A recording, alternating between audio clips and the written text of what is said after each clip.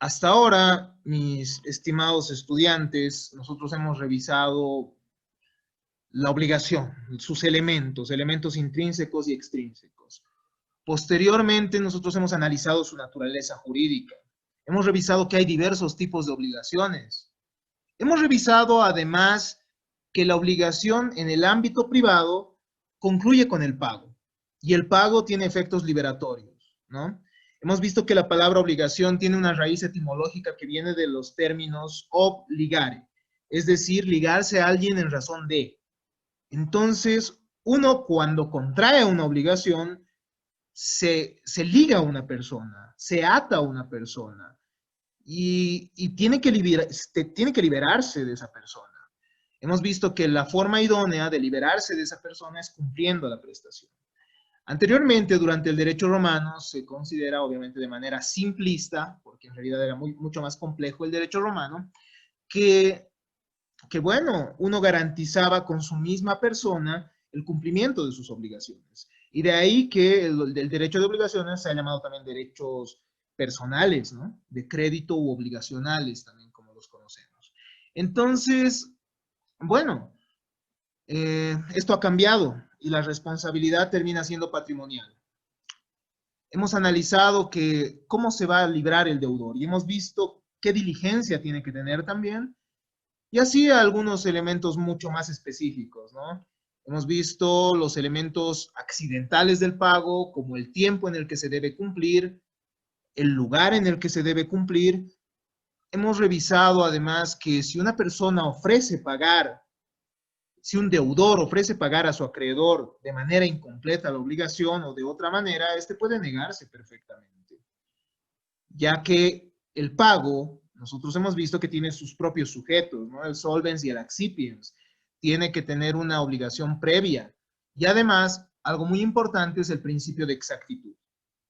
El principio de exactitud. Y nosotros hemos visto que el principio de exactitud, que implica también la integridad e identidad de la obligación, se puede ver plasmado en la oferta de pago seguida de consignación. Es decir, el, el deudor que ofrece pagar la deuda tiene que hacerlo de manera íntegra, de manera idéntica, cumpliendo este principio de exactitud de la obligación. Entonces, en la oferta de pago y seguida de consignación, no tendrá validez aquella oferta que realice un deudor para cumplir la obligación que no cumpla con estos principios, ¿no? Que no sea exacta. Entonces trasciende incluso esto del pago, este aspecto del pago, a otras formas mediante las cuales se puede cumplir la obligación. La oferta de pago seguida de consignación, como habíamos dicho, es un pago satisfecho por el deudor o quien está legitimado para sustituirlo, porque ustedes han visto en la materia de personas que una persona puede ser representada, ¿no? Entonces el deudor también puede ser representado por alguien. Y la oferta de pago va a ser seguida de consignación, va a ser un pago realizado por el deudor o por su representante con intervención judicial, como habíamos manifestado, ¿no? Hemos visto que opera en diferentes circunstancias. Opera ante la negativa del acreedor de manera injustificada, también llamada mora del acreedor. Hemos visto que también esto puede proceder cuando el acreedor se ha hecho incapaz, ¿no? Es decir, cuando el mismo ha sido declarado interdicto porque sus facultades cognitivas y volitivas han disminuido. Entonces un juez ha dicho, esta persona requiere de un tutor, esta persona debe tener un representante porque no puede decidir por sí misma y no puede discernir por sí misma. Entonces puede suceder eso. Y ante esa eventualidad, es decir, ante una persona que ya no puede decidir por sí misma y no puede discernir por sí misma, bueno, en realidad no puede discernir, perdón, eh, el deudor tendrá que ofrecer el pago en vía judicial con la finalidad que se reconozca el mismo, ¿no? Hemos visto que esto puede suceder también ante el acreedor que ha sido concursado. Eso vamos a ver, vamos a analizarlo, se los he tratado de explicar. De manera simple, es una persona que ha entregado es un acreedor que además es deudor, ¿no? De otras personas. y a esas personas les ha entregado todos sus bienes. Y estas personas que son sus acreedores, de este que es acreedor dentro de otra relación, entonces, bueno, tienen esa facultad de administrar el patrimonio de esta persona, por lo cual el deudor de este acreedor, que a la vez es deudor de varias personas, puede ofrecer el pago para que esta masa de acreedores sea la que administre ese dinero, la que al final termine por cobrar sus deudas, ¿no? Puede suceder ante la ausencia del acreedor, es decir, que el acreedor no se encuentra en su domicilio. Un deudor no siempre conoce dónde se encuentra su acreedor, por lo cual, para liberarse de la obligación, podrá acudir ante la autoridad judicial. Además, se puede dar ante la incertidumbre del derecho del acreedor. Puede suceder, y bueno, esto les digo siempre a mis estudiantes, ¿no? Algunas veces los estudiantes piensan que con ejemplos, que el ejemplo puede abarcarlo todo. Yo les digo, prepárense, al menos en el mundo del derecho, para ver las eventualidades más diversas. Entonces, puede suceder que una persona no sepa si efectivamente su deudor, su acreedor, tenga el derecho de la creencia. Entonces, por este motivo, puede acudir a la oferta de pago seguida de consignación. Y esto se va a dar para evitar pagar doble, ¿no? Hay dos principios respecto a quien paga mal, ¿no? Primero, quien paga mal paga doble, no se olviden nunca de estos principios. Es decir, si yo he pagado mal, tengo que pagar, lamentablemente, a mi verdadero acreedor. Quien paga mal, paga doble. Y en segundo lugar, quien paga mal, repite. Ese es el otro principio, ¿no? Es decir, que aquella persona que ha pagado a quien no debía, tiene el derecho de exigir a esa persona que no tenía derecho de recibir esa prestación, la devolución, la restitución. Cuando ustedes escuchan la palabra repetición, significa la devolución, la restitución de la prestación. ¿Ya? Entonces, puede darse en estas circunstancias, finalmente, ante el desconocimiento del acreedor. Es decir, estamos ante la posibilidad por la cual fallezca el acreedor, por lo cual ha dejado diferentes herederos. Y estos herederos, bueno, no los conocemos, pueden ser diversos, o pueden ser los padres, pueden ser diferentes hijos. Entonces se puede acudir a la oferta de pago seguida de consignación para que finalmente el juez termine por aceptar, ¿no? Hay dos momentos en la oferta de pago. Si se dan cuenta, tenemos, ¿no? Esto está bajo el nombre oferta de pago y consignación. Entonces, cuando hablamos de la oferta de pago, se entiende, ¿no? Es decir, el mismo nombre nos está diciendo que estamos ante un deudor que ofrece el pago. La consignación, por su lado, se va a referir a, al depósito que va a realizar el deudor ante un juez con la finalidad de que estas sumas de dinero terminen teniendo efectos liberatorios, ¿no? Eso es lo que quiero que entiendan. En un momento más, si es que hay algunas dudas, podrán ustedes consultar. ¿Cuáles son los requisitos de procedencia? Ya habíamos visto, ¿no? Tiene que haber una obligación líquida y exigible. Esos son términos sumamente trascendentes. El día que ustedes sean jueces, el día que ustedes sean abogados, para plantear un proceso para cobrar una deuda, tendremos que estar ante un juez, ante una obligación líquida exigible, ¿no? Líquida y exigible. Líquida es decir, que tenga un monto determinado, en primer lugar. Y en segundo lugar, que sea exigible, es decir, que tenga un plazo vencido. En segundo lugar, quien ofrece el pago mediante esta figura de la oferta de pago, lo tiene que hacer de manera exacta, ¿no? Bajo el principio que habíamos hablado, ¿no? Principio de exactitud, digámoslo, principio de identidad e integridad de la obligación. Es decir, uno no puede acudir ante el juez diciendo, bueno, a ver, señor juez, le voy a pagar esta parte de la deuda total que le debo. No, esto no funciona así.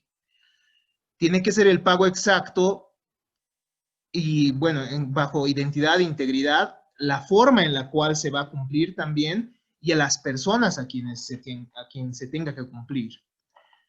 Puede el acreedor, por lo tanto, negarse a recibir esta oferta. Y esta oferta se puede declarar inválida. Puede suceder que, bueno, es necesario, perdón, que existan dificultades que obstaculicen el pago para plantear la oferta de pago seguida de consignación, ¿no? Hace un momento hemos visto cuándo procede. Y algo importante que no deben olvidar es que esta lista no se refiere a los únicos casos en los cuales pueda proceder.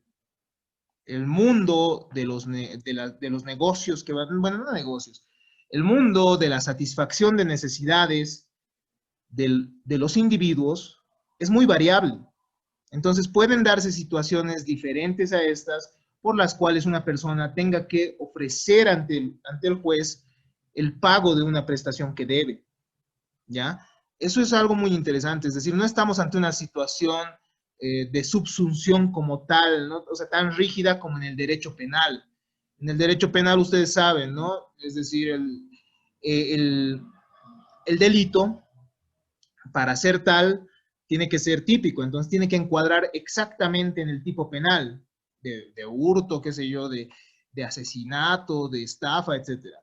Pero acá tenemos la posibilidad de diferentes situaciones. Y recordemos que, bueno, entonces tienen que concurrir ciertos requisitos, como que existan dificultades que obstaculicen el pago y pueden ser de las más diversas.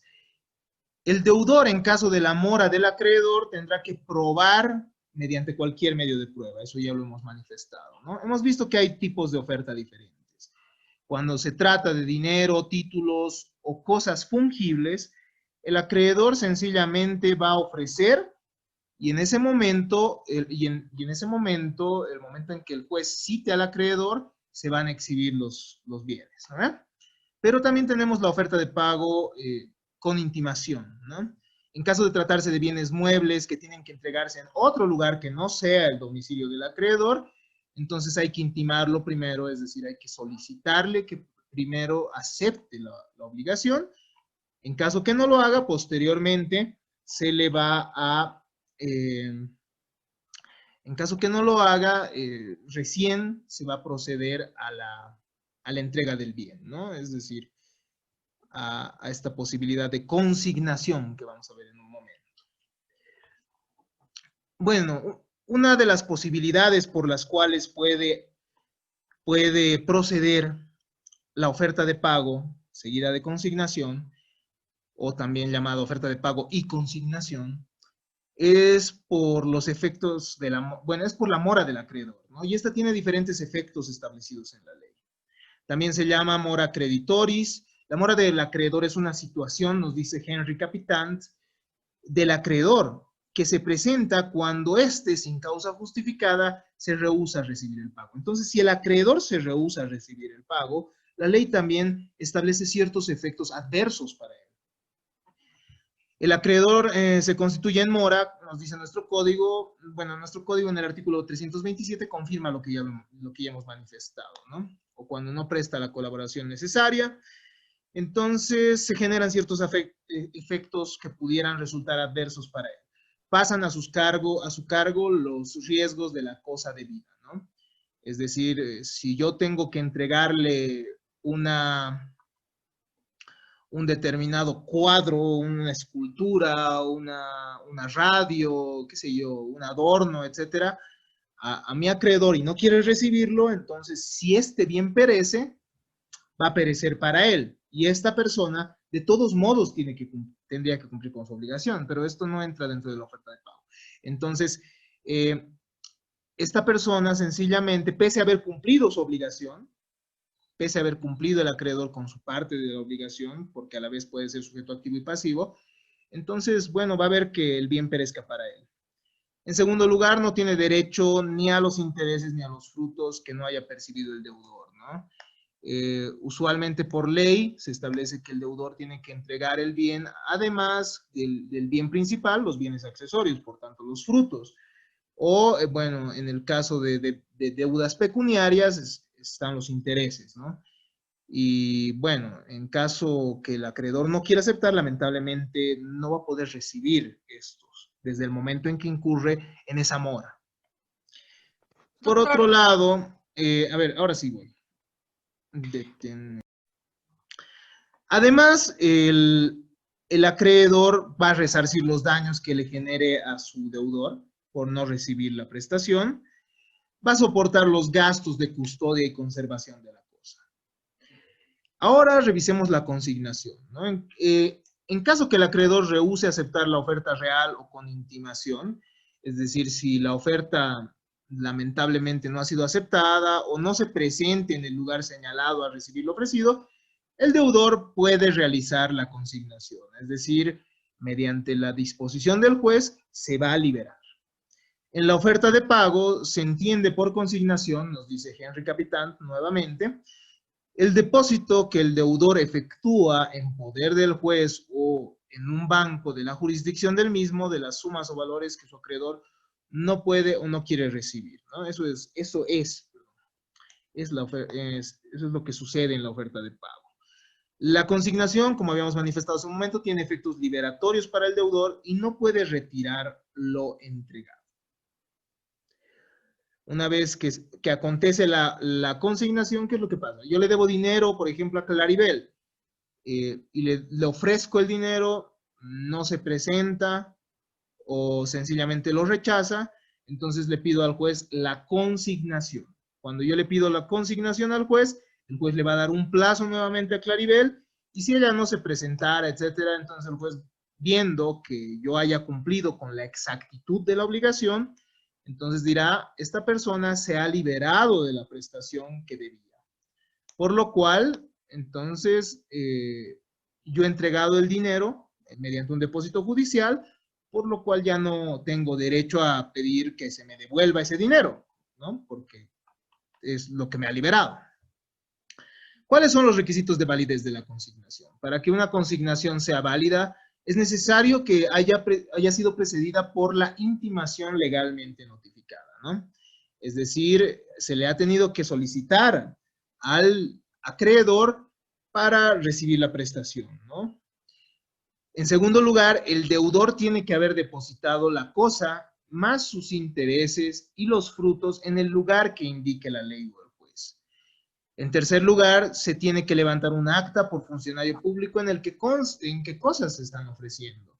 Y en su caso también la repulsa del acreedor o su no comparecencia, es decir, si no ha aceptado la oferta o si ha rehusado aceptar la prestación. En caso de no comparecer, se tiene que notificar con el acta, conminándole, es decir, obligándole a retirar el depósito. El juez, obviamente, tiene la posibilidad, ¿no?, de conminar y ordenarle. ¿Cuáles son los efectos de la consignación? Si las cosas que se entregan corren el riesgo de deteriorarse, el deudor puede decirle al juez que éstas sean rematadas, sean subastadas. ¿Para qué? Para que finalmente quede el dinero y ese dinero se le puede entregar al acreedor. En segundo lugar, el depósito, lo que habíamos dicho, ¿no? El deudor que ha pagado mediante la oferta de pago y consignación ya no puede retirar el dinero, pero sí puede retirarlo hasta antes de la aceptación. Entonces, si antes de aceptar el acreedor la prestación, el deudor retira el dinero, entonces no produce efectos liberatorios. Si el acreedor consiente que el deudor retire el bien después de emitida la sentencia, no puede accionar contra fiadores ni hacer valer las garantías reales, ¿no? Ustedes saben, lo accesorio sigue la suerte de lo principal. ¿Qué significa esto? Si el acreedor, bueno, si yo como deudor he realizado la oferta de pago y se ha consignado, es decir, se han generado los efectos liberatorios para mí, y yo pido que se me restituya el dinero y el acreedor dice, sí, devuélvanle, entonces el acreedor, como ya se ha consignado, como ya ha habido efectos liberatorios, no va a poder accionar contra alguien que me haya fiado, es decir, contra mi garante, tampoco va a poder hacer valer las garantías reales. Si es que tenía una hipoteca, una anticresis o una prenda, no va a poder ejercer esto. Por lo cual, el acreedor, digamos así, está consintiendo que el deudor retire el dinero, por lo cual ya no va a poder valerse de estas garantías, ¿no? La obligación principal ya se ha extinguido mediante la consignación, por lo tanto, lo accesorio, es decir, las fianzas, las garantías reales que pudieran haber existido, también se han extinguido, ¿no? Ya están extintas. Los gastos de la oferta y consignación corren a cargo del acreedor. En prestaciones de hacer, el acreedor se constituye en mora desde que se le notifica con la intimación para que reciba la prestación. Entonces, en caso de prestaciones de hacer, si yo tengo que tocar con mi banda, digamos, y no me quiere aceptar el acreedor, entonces, ¿desde qué momento incurre en mora? Desde el momento de la intimación, no antes. La oferta de inmuebles se genera intimando al acreedor a tomar posesión. Cuando alguien ofrece que el pago o la entrega entrega de un inmueble, es decir, la forma de cumplimiento, que también es el pago, como hemos visto, se va a intimar al acreedor a que tome posesión.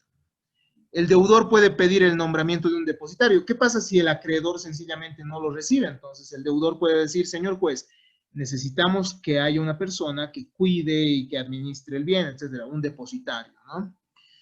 Y este depositario va a recibir el bien. Y una vez que el depositario reciba el bien, el acreedor va a estar liberado. Hay ciertos procedimientos que se deben seguir para la oferta de pago. En primer lugar, en caso de deudas de dinero, se tiene que adjuntar un comprobante de depósito judicial, según nuestro Código de Procedimiento Civil. Digo, nuestro Código Procesal Civil, disculpen. Antes era el Código de Procedimiento Civil. Hoy estamos bajo nuestro Código Procesal Civil. En caso de tratarse de una cosa de cuerpo cierto y determinado, se le pide al juez, señor juez, ofrezco la entrega de este bien, por lo cual señale día y hora para entregarlo, ¿no? En el lugar. Si se trata de una cosa de difícil traslado, se pide día y hora para que se entregue en ese lugar en el que se encuentra. Si ya existiera un proceso iniciado, un juicio iniciado, en ese juicio es en el cual se tiene que realizar la oferta de pago. Una vez que se notifica al acreedor para ver si recibe o no esa oferta, si acepta o no la oferta, entonces se otorgan 5 días para que pueda contestar, ¿no? De manera escrita. Con o sin contestación se señala día y hora dentro de los 5 días siguientes. Es decir, pasan los 5 días y el juez tiene que señalar día y hora para que se entreguen estos bienes, ¿no? Para la oferta de estos bienes. Si el acreedor no concurre o si concurre sin contradecir la oferta, se declara la validez de la oferta, ¿ya? Si la parte deudora no concurre a la audiencia o si el pago no se ajusta a los requisitos de ley, se declara la invalidez de la oferta con multa a la persona que haya ofrecido de manera incorrecta, ¿no? Entonces, el deudor que no concurre el deudor que ha ofrecido la entrega del bien y no va a la audiencia, o en caso de que el pago no cumpla con los requisitos que ya hemos visto, ¿no? Aquí tenemos los requisitos de la procedencia de la oferta. Entonces, si no se cumplen con estos, el juez sencillamente va a declarar que la misma no es válida. ¿Cuál es el procedimiento para la consignación? Se puede solicitar cumpliendo los requisitos del Código Civil, ¿no? Y los requisitos nosotros ya los hemos analizado. En segundo lugar, una vez que se admite la demanda, se corre en traslado del acreedor para que dentro de 5 días el mismo pueda contestar. Si no contesta o si contesta, se señala día y hora. Después de escucharse a las partes, si el acreedor rechaza la consignación totalmente, se concluye el procedimiento, salvándose los derechos de las partes para un proceso ordinario. Eso es importante.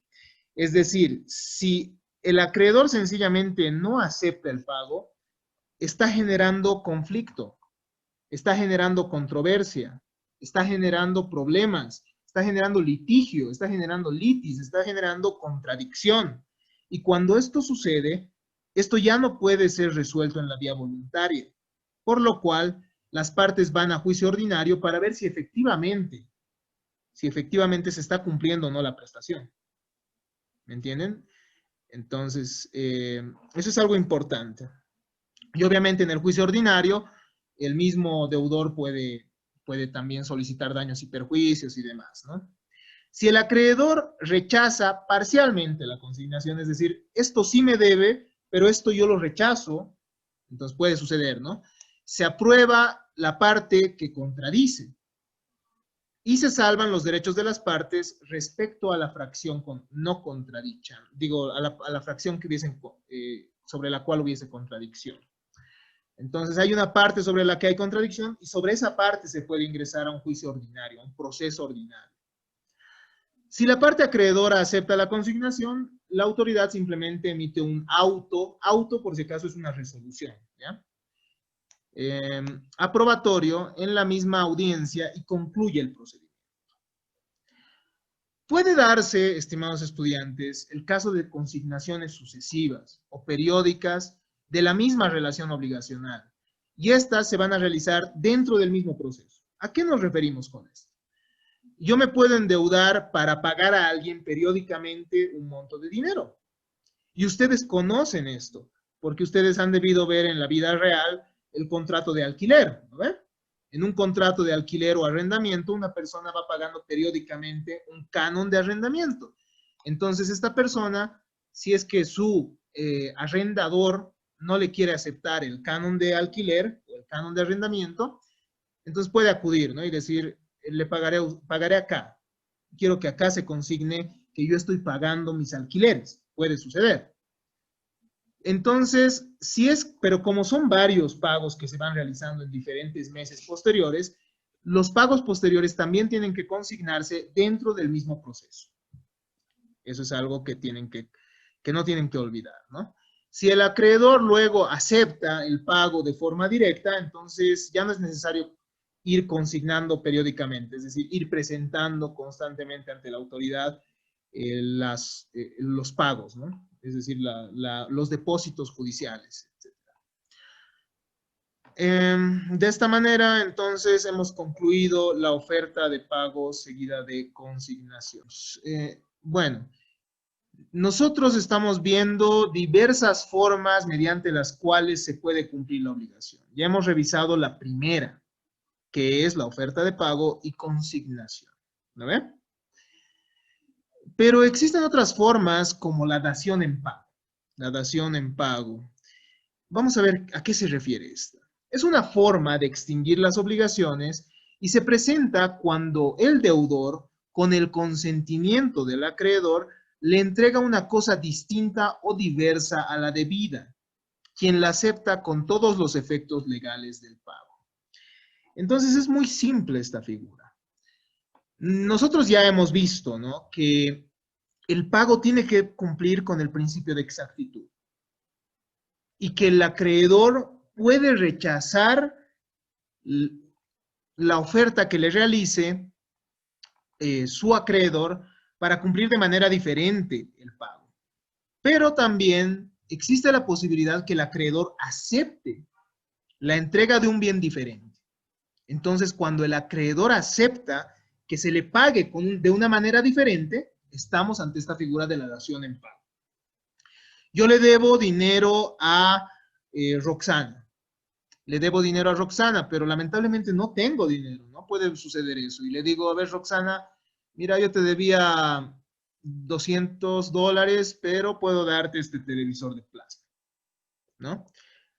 Ella puede perfectamente, según la ley, rechazar esto porque no cumple con los principios, el principio de exactitud de la obligación. Pero pero también va a poder aceptarlo, ¿no? Y el momento en que lo acepta, esto va a tener los efectos del pago. Se presenta entonces como una excepción al principio de exactitud del cumplimiento del pago. En el derecho romano era conocido como la datio in solutum. Aunque el acreedor no está obligado a recibir una cosa distinta, lo que manifestábamos de la debida, nada impide que por acuerdo de las partes se admita la extinción de la obligación, sustituyendo el pago del objeto debido por otro diferente. Lo interesante de esta figura es el análisis doctrinario de su naturaleza jurídica, que vamos a ver después. Entonces, en el artículo 307 de nuestro Código Civil, nosotros encontramos lo siguiente, ¿no? El deudor no se libera ofreciendo una prestación de la diversa de la debida, lo que habíamos dicho, ¿no? Principio de exactitud, identidad, integridad, aunque tenga igual o mayor valor, salvo, esta es la partecita que nos muestra la dación en pago, ¿no? Salvo que el acreedor consienta en ella. Si el acreedor entonces acepta, existe la posibilidad del pago con un bien diferente. ¿Cuáles son los requisitos para que proceda la dación en pago? En primer lugar, la obligación legítima que la preceda. Es decir, tiene que existir una obligación anterior, una obligación que no pueda ser cumplida de manera exacta por el deudor o que, bueno, sencillamente se pueda solucionar de manera diferente, ¿no? En segundo lugar, tiene que existir capacidad de disposición de la cosa ofrecida en lugar de pago. Nosotros hemos revisado, cuando veíamos las prestaciones de dar, hacer y no hacer, que las prestaciones de dar tienen un requisito específico, que es que la persona que transfiere tenga derecho sobre ese bien. Entonces, como en la dación en pago, el deudor está entregando un bien diferente a lo que tenía que entregar, es decir, o a lo que tenía que hacer, porque puede ser que yo le debía una prestación de hacer, ¿no? Pero le digo, lamentablemente no puedo, pero te puedo entregar, qué sé yo, te puedo entregar un automóvil, ¿no? No sé, puede suceder. Porque ya tampoco puedo devolverte tu dinero y no tengo el dinero, puede suceder. Entonces, para que esto suceda, el deudor tiene que ser titular, tiene que tener la titularidad. Ustedes han visto en derechos reales que el propietario de un determinado bien tiene tres derechos, ¿no? El jus utendi, el jus fruendi y el jus abutendi. Derecho de uso, goce y disposición. Entonces tiene que tener ese derecho de disposición.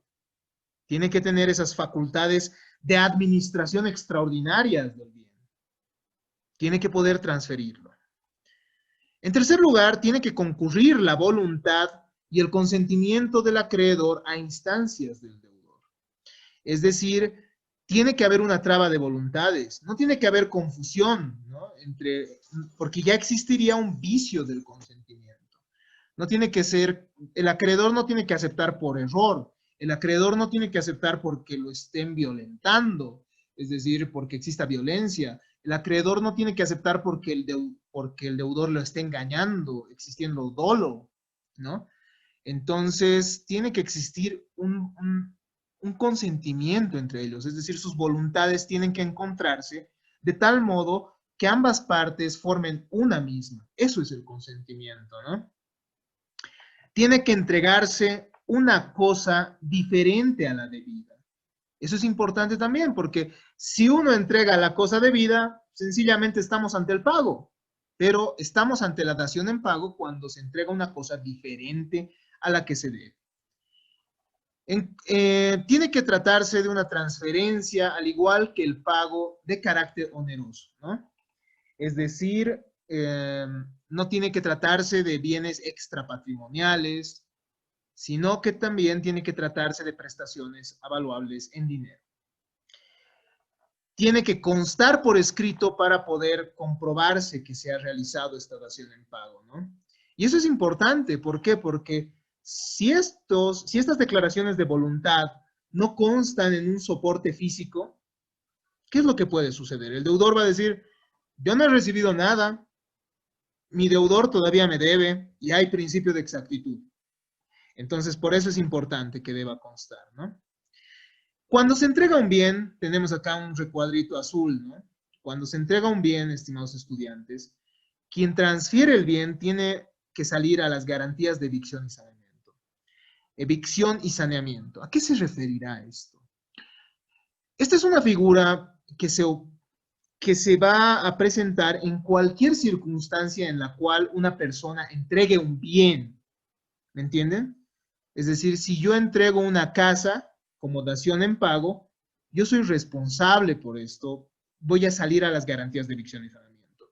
Si yo entrego un automóvil, yo voy a salir a las garantías de evicción y saneamiento. Pero, ¿qué es exactamente esto? La evicción y saneamiento, estimados estudiantes, es una garantía por la cual el transfiriente, es decir, el que va a transferir, el tradens, como se le llama técnicamente, se va a comprometer a sanear una situación por la cual un tercero se atribuya derechos sobre ese bien. Supongamos yo le entrego una casa a Roxana y luego viene una persona y le dice, no, pero esta no es casa de Ronald Vargas, esta es casa de su primo, por ejemplo, ¿no? Y están peleándola, entonces puede iniciarle un juicio.